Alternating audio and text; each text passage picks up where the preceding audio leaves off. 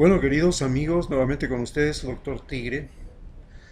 Y hoy hablaremos sobre Rafael Correa y los problemas de la frontera norte. Como todos comprenderán, la frontera norte ha sido siempre una frontera muy conflictiva porque tenemos como vecino a las FARC, inclusive hasta el día de hoy, a pesar de que ellos han cedido terreno, y tenemos como vecinos también a las Autodefensas Unidas de Colombia y todo lo que son las bandas paramilitares, entre ellos los Águilas Negras, los Rastrojos, etcétera, etcétera. Todos estos grupos han llegado a conflictuar toda esta área porque es una zona propicia, la más propicia de toda Sudamérica para el tráfico de drogas.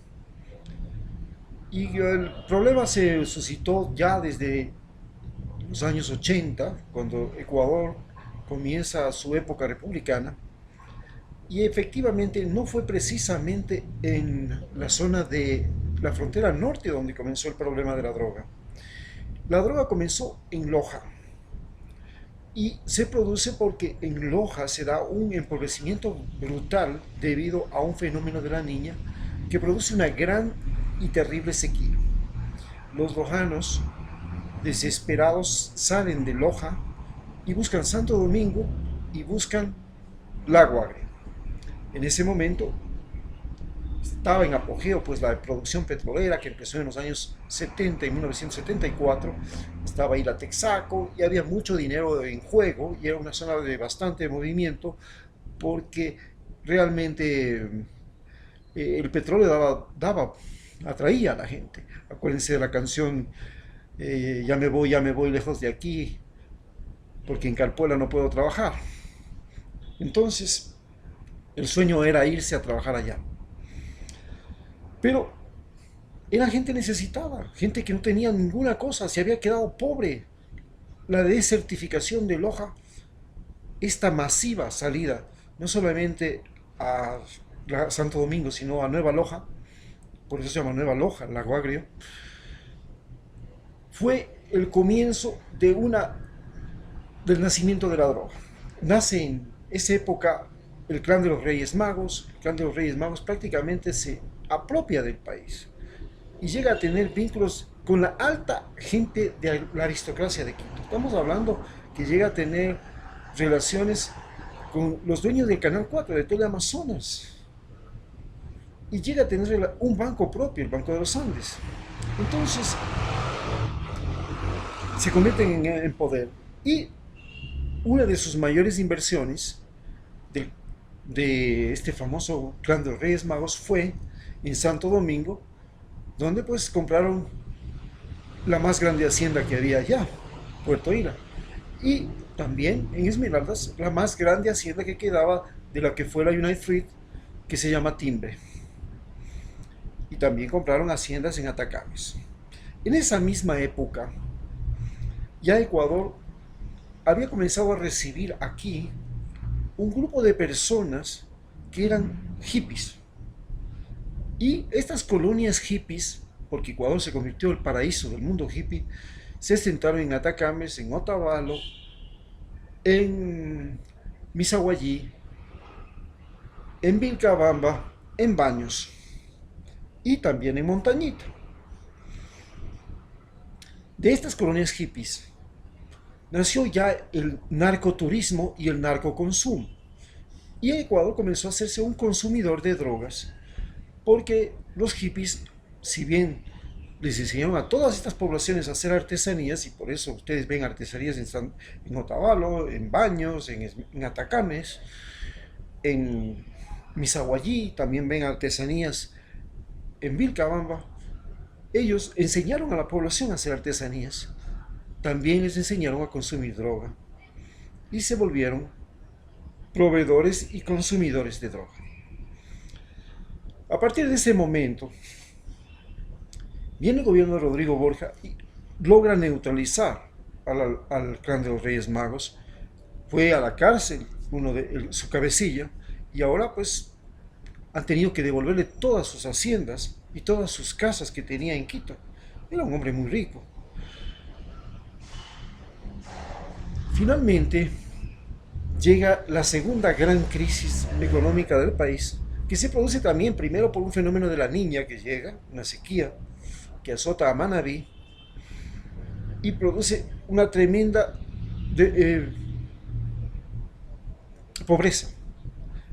Esta sequía que azota a Manabí hace que los manabitas comiencen también a migrar a todo lado. Desesperados por la sequía, muchos migran a Esmeraldas. Y en ese mismo tiempo se produce la llegada en este fenómeno de la Niña, se produce la llegada de la mancha blanca, y la mancha blanca acaba con la burbujeante industria del camarón. Ecuador se había convertido en el primer exportador mundial de camarón y se comenzó a vivir lo que se llama el boom económico del camarón, que era un boom económico más rentable que el narcotráfico. Se invertía $6.000 en un hectárea y se sacaba $60.000 al año.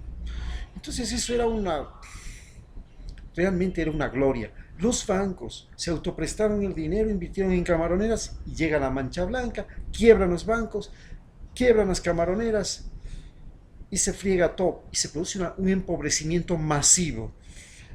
A ese empobrecimiento masivo de la quiebra se suma la quiebra de los bancos del Ecuador, y cuando quiebran los bancos del Ecuador se produce una desmoralización fundamentalmente en las ciudades como Quito, Guayaquil y Cuenca, y la gente comienza a salir, a buscar alternativas, a largarse a España, a Estados Unidos, a Italia, y por supuesto también los puntos de salida eran los bordes costeros. Ahí se embarcaba la gente en canoa y comenzó el tráfico ilegal de migrantes hacia Estados Unidos, y por supuesto también oían que se podía ir a Italia, se podía ir a España, y claro, en esta zona de la provincia de Esmeraldas y de Manabí, muchísimas familias se fueron para Europa y muchísimas familias se fueron para los Estados Unidos como migrantes.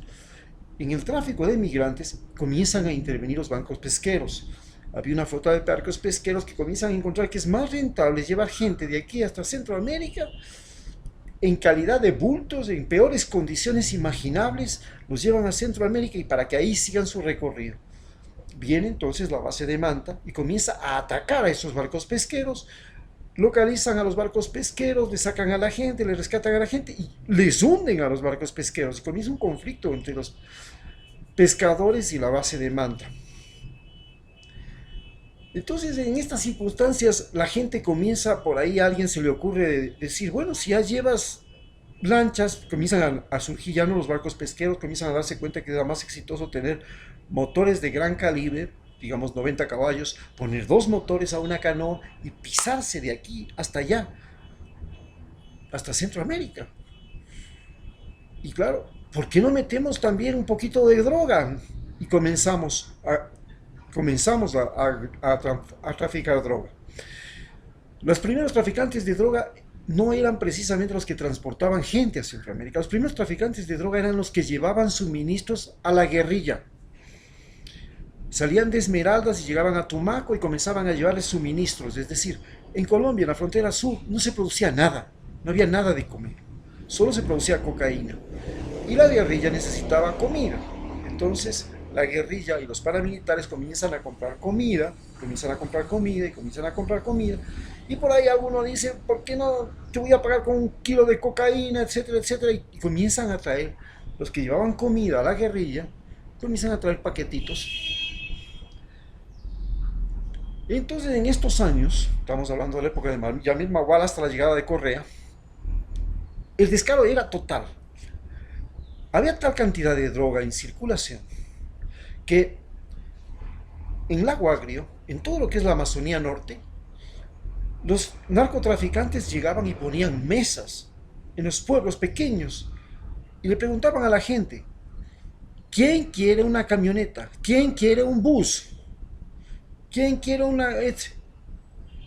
Cualquiera levantaba la mano. Perfecto, ten la plata. ¿Y cómo le pago? No te preocupes, tú me vas a pagar. Tú vas a utilizar tu camioneta y yo te voy a decir cómo.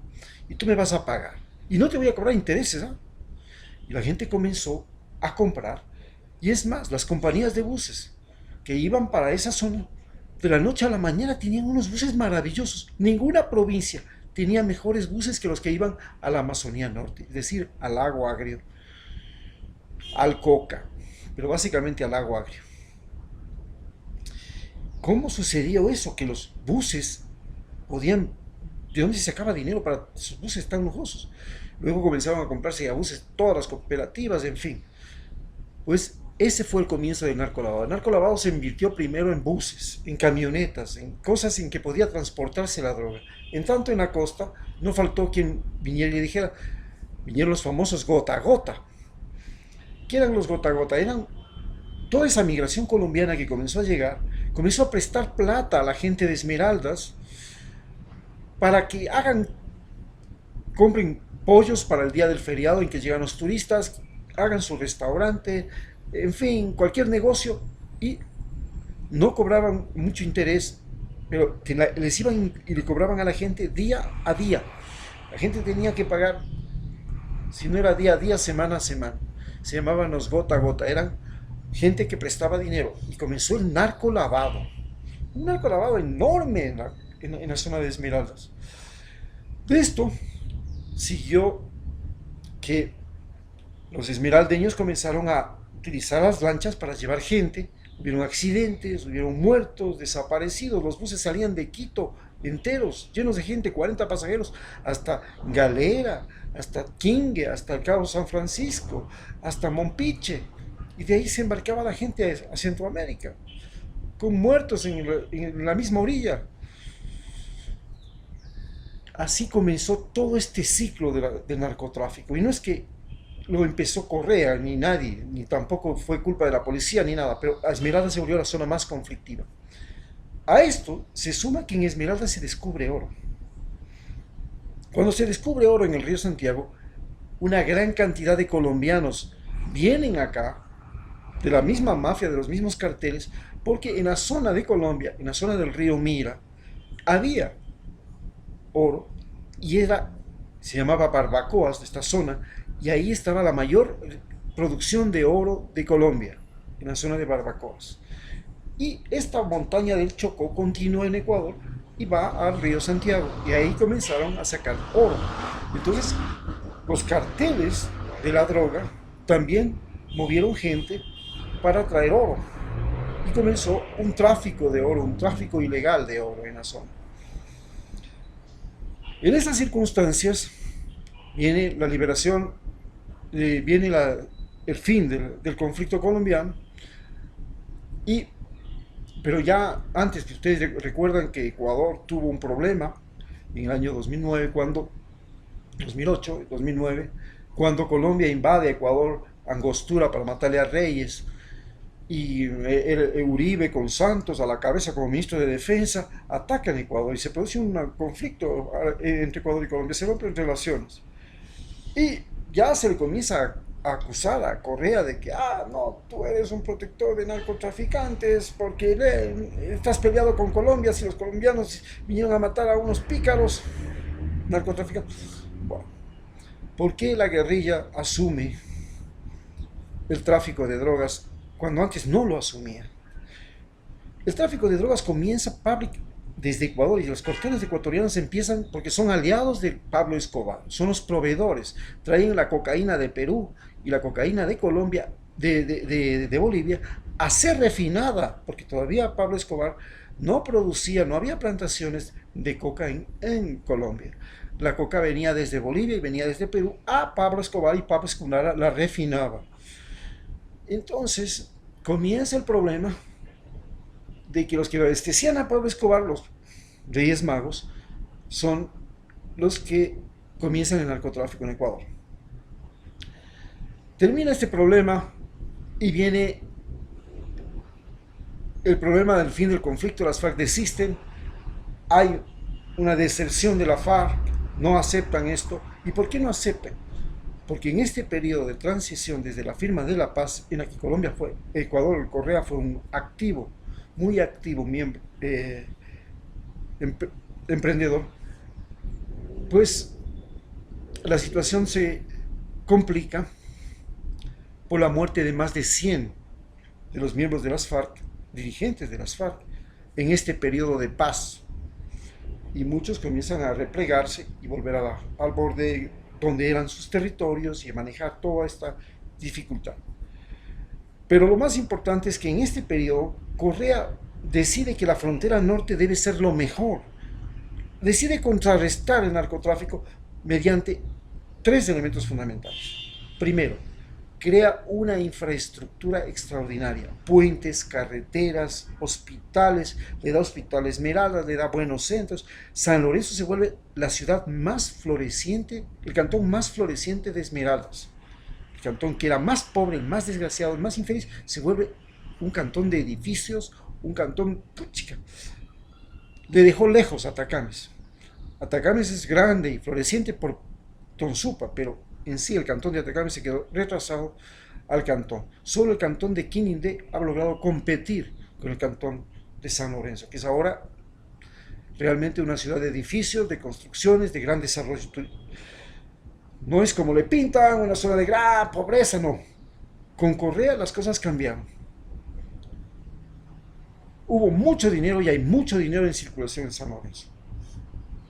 En segundo lugar, toda la frontera norte, Lago Agrio se cambió completamente, era una ciudad miserable, la última del país.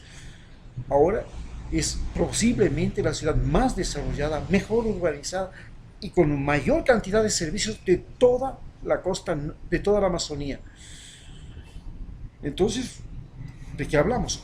Ibarra, Tulcán cambiaron completamente, se llenaron de los mejores hospitales, de las mejores, y se creó un eficiente cuerpo de 911 en esta zona y un eficiente sistema de control militar, el más eficiente. ¿Por qué? Porque se le dotó de radares, no existían radares, por eso Colombia pudo invadir. Y con los radares se comenzó a detener a las avionetas. Y al detenerse a las avionetas, se comenzaron a dificultar las cosas. Y aparecieron alternativas. Aparecieron los famosos submarinos que gracias a toda esta vegetación enorme de manglares que viene desde Tumaco hasta San Lorenzo y sigue hasta Muisne, se convirtieron en una área ideal para fabricación de submarinos, mini submarinos para llevar la droga.